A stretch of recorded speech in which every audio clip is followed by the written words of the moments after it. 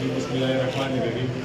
من سره په سټیج ناست دروند زموږ خوږ ورور جناب سکندر حیات خان شیرخوا د هغې سره زموږ دلته نور ناظمین ملګري ما ته مخامخ ناست پي دروغو عزتمندو مشرانو ځوانانو ټول په جمع السلام علیکم.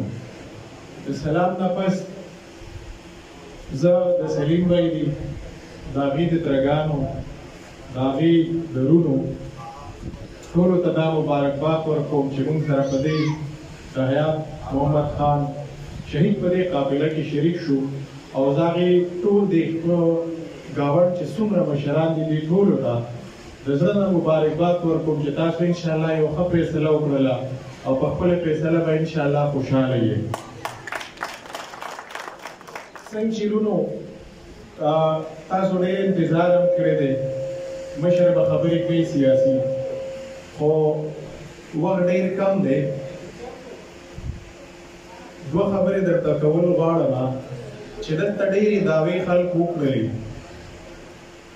ډېر د نوکرو وعدې وکړلې، د کورونو یې وکړلې، قسم قسم. خو زه خاص کر دې ناستو خپلو پښتنو ته وایم چې د دغې د دروغو په وعدو مه دوکه کېږئ.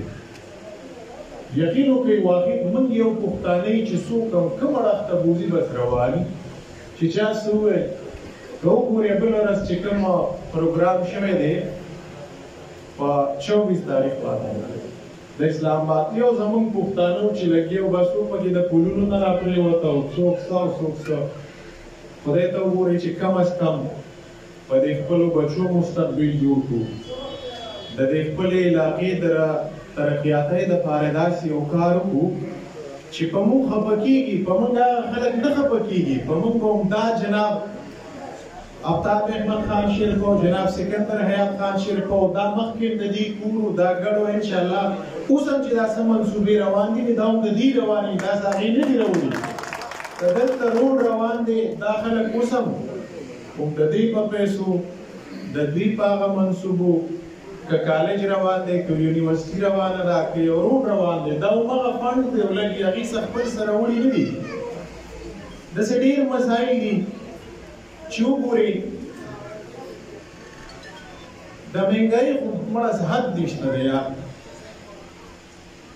هغې په دې هم نه پوهېږي چې دا څومره قرضې موږ اخیستې هغه پیسې چې شولې هغې ته دا پته هم نه لګي چې زموږ په وطن کې څه روان دي. یقین وکړئ چې زموږ د وطن دا پښتانه خاص کر موږ 30 کاله له وروستو لاړو کم سے کم.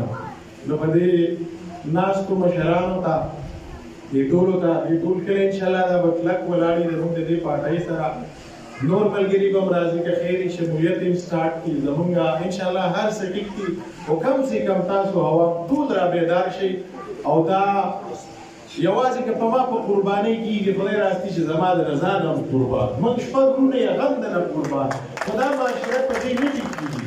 دا به موږ ټول راپاسو او چې ټول راپاسو او ښه کلک ودرېږو نو دا معاشره دا شیرپو دا زیم دا هوارې دا ټول دا سیستم به په دې ټیک کېږي انشاءالله. کلک به راپاسو کلکه وعده به کوو چې د دې پارټۍ سره به که خیر ولاړې د دې بچو د دې مشرانو د مستقبل د دې بچو سوچ وکړو.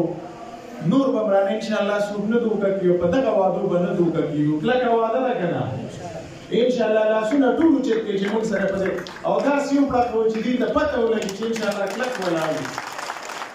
زه ستاسو د ناستو مشرانو سپینروغو عزتمندو مشرانو بیا د زړه نه ډېره شکریا ادا کوم. وخت هم ډېر نه اخلم، مشر به درسره خبرې کوي. ډېره ډېره مننه. والسلام.